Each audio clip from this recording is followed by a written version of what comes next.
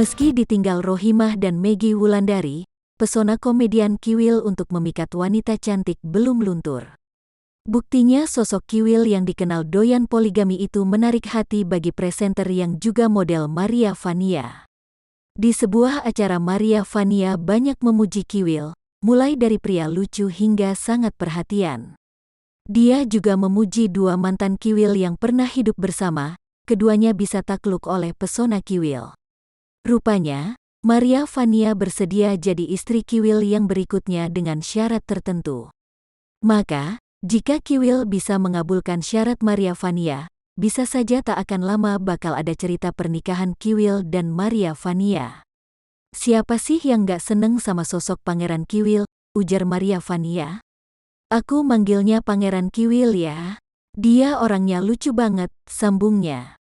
Bukan tanpa alasan, Maria Vania ternyata mengaku kagum dengan cara Kiwil memperlakukan seorang perempuan.